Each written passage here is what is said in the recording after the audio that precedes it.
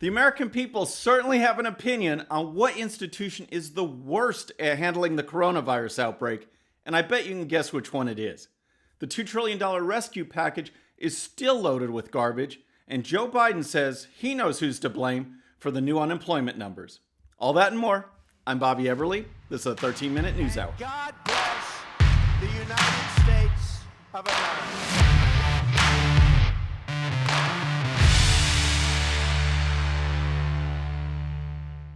All right, friends, welcome to the show. Happy Friday. I hope you've had a great week. Hope you're ready for the weekend doing whatever we're now allowed to do. I don't even know.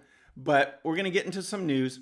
And I want to start with the media and President Trump because there's a new poll that came out and it is just amazing. And I want to talk about what I alluded to and talked about in a previous show. And this is this media confrontation with President Trump. It doesn't matter what he does, the media are going to attack. So for a little over a year now, the president has put a halt to the daily White House press briefings because all it was grandstanding. That was CNN's Jim Acosta standing up and they all asked gotcha questions to try and get their moment in the spotlight on video rather than asking serious questions and doing their job, which is to inform the American public. So President Trump canceled those briefings. The media complained and complained and complained. Now, with the coronavirus outbreak, for the past, 2 weeks or so, he's had a briefing every day, every single day. And what do the media do? They complain and complain and complain because they cannot control President Trump. He doesn't back down like spineless Republicans in the past have done. He takes them on, he challenges them, he calls out fake news when he sees it. He's trying to inform the public with these briefings with his host of experts and leaders that he brings with him to the podium every single time, and that they complain. They complain if there's no briefing. Now they complain if there is one. And now they're trying to shut them down, shut down the airing of the briefings, because rather than just reporting the news or rather than presenting a counter argument based on facts, based on opinions of other experts, the left, this is a tactic that they do, is to just stop the debate, just silence the opposition. So the only voice the American people can listen to is that from the left. And that's exactly what the media are doing. Check out this headline, this recent headline from Axios. It says, Trump's coronavirus briefings see big audiences. Some argue that's bad. Give me a break. More people are tuning in to watch these and probably read the media coverage of it, and it's a bad thing. And then there's the New York Times. Check out this headline. It says, Trump's briefings are a ratings hit. Should networks cover them live? So the more that people tune in, the more the media wants to shut them out.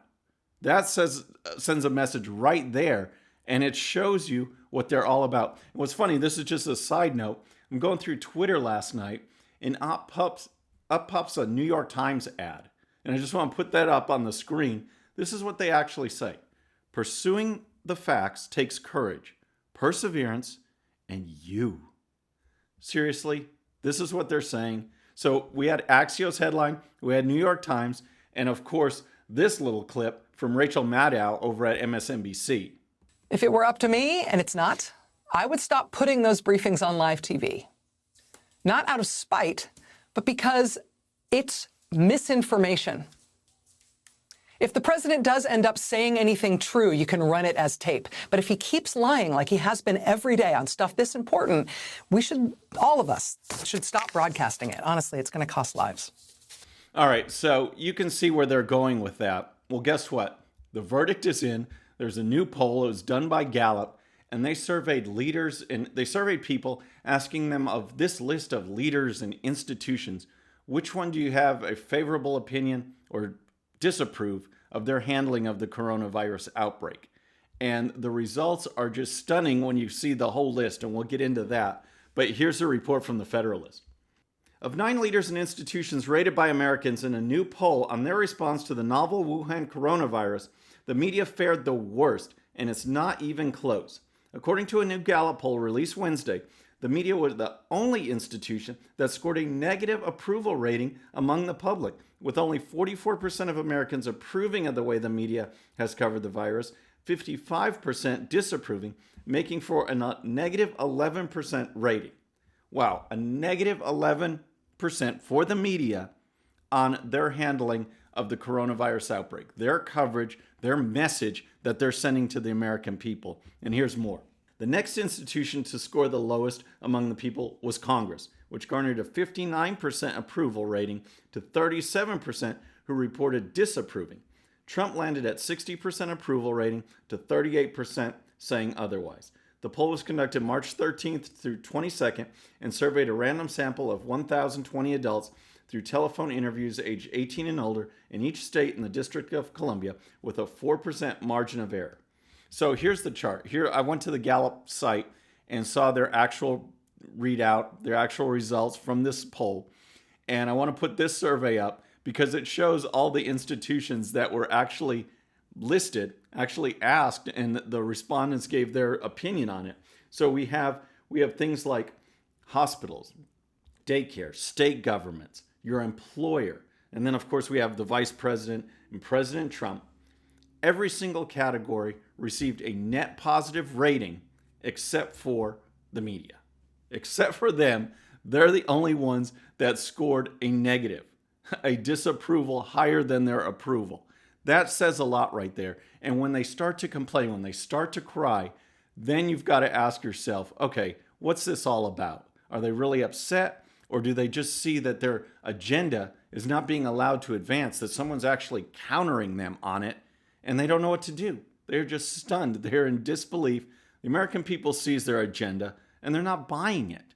That's what needs to get through. That's the message that needs to come out. And President Trump, most times, is the only one who really says it.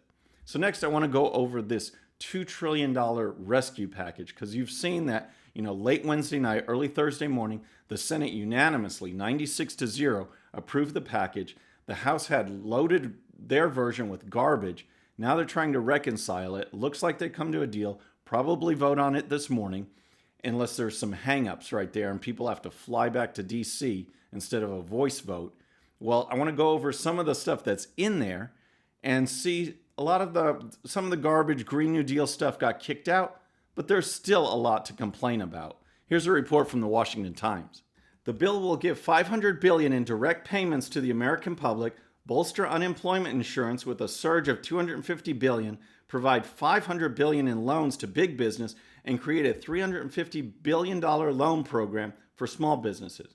It also funnels $130 billion into the stretch-thin healthcare system to get more resources and equipment to those directly fighting the disease. Treasury Secretary Steve Mnuchin has said checks of $1,200 per person and $500 per child will go out within 3 weeks of President Trump signing the legislation, which could come as early as today. The House is expected to vote on the package on Friday after the Senate unanimously approved the measure late Wednesday night. So there's money for big business, there's money for small business, there's money for individuals, money for children, dependents, money for unemployment to bolster up unemployment insurance, on and on and on. And here's more from the Washington Times. Individuals with income up to $75,000 will qualify for a one-time direct payment of $1,200. The program phases out at a rate of $5 for every 100 of income above $75,000, with an individual income cap of $99,000. Married couples with combined incomes of $150,000 would receive $2,400, subject to the same phase-out that applies to individuals. The payments would be phased out entirely for couples making $198,000 or more. The measure waives the 10% early withdrawal penalty for qualifying individuals who want to withdraw up to $100,000 from retirement accounts without facing penalty. It would allow taxpayers to restore any withdrawn funds and would waive required minimum distribution rules for retirement accounts, preventing retirees from having to sell retirement assets during the downturn, wrote Gordon Gray, Director of Fiscal Policy at AAF.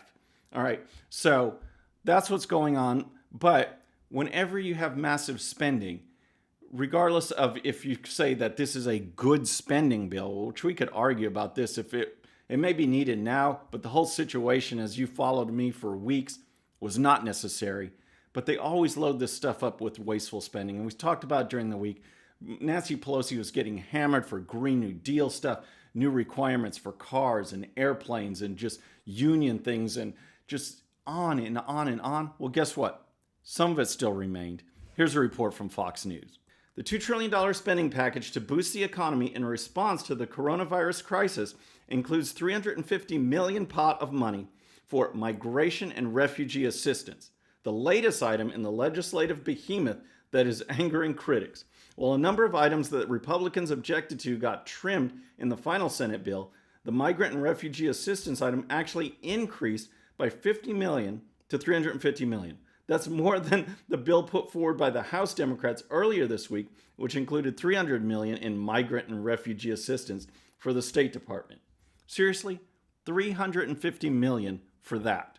When we're talking about coronavirus, we're talking about aiding people in this shut down economy, and there's more. The Senate bill includes controversial items such as $25 million in funding for the John F. Kennedy Center for the Performing Arts in Washington, D.C. The Senate bill also provides $75 million to each the National Endowment for Arts and the National Endowment for the Humanities. That is down from $350 million for each of those in the House stimulus bill. So I guess we're supposed to be happy about that those dropped to just $75 million each. It's just ridiculous. So now I want to talk about Joe Biden, because as you probably heard late yesterday, unemployment numbers came out for last week, and we hit a new record. And we hit a new record by a lot. The previous high was October of 1982, when 695,000 people filed new claims for unemployment benefits. In a similar, just to kind of relay it to you, in our Great Recession 2009, we had a spike there of 635,000 new unemployment claims, filings. This time, last week, 3.3 million people filed new unemployment claims. 3.3 million. And it's because we shut down the economy. What are you going to expect when people are out of jobs? People I know have lost their jobs, and Joe Biden's coming out and he's blaming President Trump for it. That's what he's saying. And here's a report from the Washington Examiner. Joe Biden faulted President Trump for last week's record surge in jobless claims due to the economic downturn as a result of the coronavirus pandemic. The harsh reality is that at least 3 million people now don't have jobs because our president didn't do his job when it mattered, former Vice President and likely Democrat presidential nominee said in a statement Thursday. That's so classic. You know, the media and the left will bash President Trump regardless of how it goes. If we kept the economy going, they'd say too many people are getting sick. Everything's getting overrun. How can you do that? That's poor leadership. Now the White House, the administration set out guidelines. It's the governors and local jurisdictions that shut everything down, that closed restaurants down, that made people go home, that shut down entire businesses, entire industries. They complain about that too. So either way the president acts, they're going to complain. And here's more from Biden. Biden said that while Trump is not responsible for the virus itself, he bears full responsibility for the slow and uncoordinated response. Nearly every country is facing this pandemic, but not every country has responded the same way, Biden said. South Korea, among other steps, deployed intensive testing and contact tracing measures to slow and control the spread of the virus. Donald Trump didn't do that. He didn't get ahead of it when he had the chance. And in the absence of an early aggressive response to flatten the curve, cities and states have been left with no option other than extreme social distancing measures, causing businesses to close and lay off workers. So that's Joe Biden. That's what's going on. I've talked about my ideas on this response, what should have been done, and maybe we will set aside some time to really go at that in depth. But now I want to kind of sum up this week because there's been a lot of crazy stuff, but there's a few things that stood out for our Friday segment. Do you have a relaxed brain? I got what you call a relaxed brain. All right, first I want to talk about the clampdown policies that are going on around the country, how everybody is being isolated, and you know my opinion when only a portion should be isolated. Well, some of these things are getting extreme, okay? Yesterday on the news, I was actually listening to, and inside New York City, they're actually talking about closing down streets for a while so that people could get out and walk around because they're going stir crazy. To not mix and mingle, not violate social distance, but just to get outside, just exercise, walk around. That's what New York City is talking about doing. In contrast, the mayor of Chicago is saying, don't go out and go for a run. You could be by yourself, not spreading anything, but don't go for a run or else you might be arrested. Here's a report from Fox News. Chicago Mayor Lori Lightfoot is warning residents not to go on long runs or bike rides in the city's latest effort to crack down on the spread of coronavirus, even cautioning that residents could be arrested should they break the rules. Be smart, Lightfoot said Wednesday, according to CBS Chicago. Not only will our police be deployed to shut them down if you're not abiding by these orders, we'll be forced to shut down the parks and lakefront. You cannot go on long bike rides. Playgrounds are shut down, she said. You must abide by the order. Outside is for a brief respite, not for 5Ks. All right, and then we have Cody Pfister, this idiot guy who thought that it would be cool to go down an aisle at Walmart and lick all the products on the shelf. Check this out. Who's scared of coronavirus? Don't touch your mouth. So yeah, that idiot in Missouri was arrested. Thankfully, he was arrested. There's videos out there like that that are just nuts. They're just absolutely nuts. It's brought a new category of people called COVIDiots, and the videos are piling up, and this Cody Pfister is just one of them. There's another one out there of a guy licking a toilet seat. He got the virus. So I guess that's some karma right there. But folks, that's our show for today. I hope you enjoyed it. Please subscribe, and when you do, please hit that bell so you'll be notified, and we'll see you next time. I'm Bobby Eberly. This is a 13-minute news hour.